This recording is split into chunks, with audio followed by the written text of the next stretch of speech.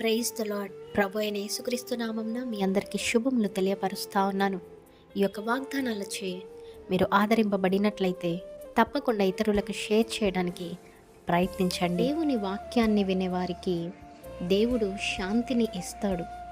కానీ ఆ శాంతిని పొందిన వారు మళ్ళీ పాపపు మార్గంలో నడవకూడదు అనేది మనకు వాగ్దానం తెలియపరుస్తూ ఉంది. దేవుని స్వరము మనం వినగలగాలి. మరి ఆయన ఇచ్చే శాంతిని స్వీకరించే వారిగా ఉండాలి. మళ్ళీ పాపపు జీవితం వైపుకు తిరగకుండా ఉండాలి. దేవుని మాట వింటేనంట శాంతి వస్తుందంట.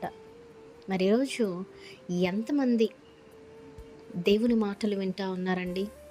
ఎంతమంది మరి దేవుడు తన ప్రజలతో, తన భక్తులతో శాంతిని అంటే శుభవచనాన్ని పలుకుతారంట, చెప్తారంట, తెలియపరుస్తారంట.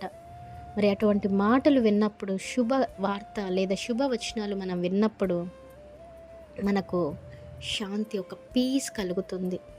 ఈరోజు చాలామంది శుభవచనము పలికేవారు ఎంతమంది పలుకుతూ ఉన్నారు? ఎంతమంది పాజిటివ్గా మాట్లాడేవారు ఉన్నారు? ఎంతమంది మీ మాటల్ని బట్టి ఒక పీస్ వారిలో క్రియేట్ అవుతూ ఉంది? లేదా మీ మాటల్ని బట్టి మీ ఇరుగు పొరుగు వారు, మీరు ఇంట్లో వాళ్ళే, మీ పిల్లలు, మీ భార్యను, మీ భర్తను, మీ బంధుమిత్రులు మీ మాటల్ని బట్టి బాధపడుతున్నారా? లేదా మీ మాటల్ని బట్టి సంతోషిస్తూ ఉన్నారా?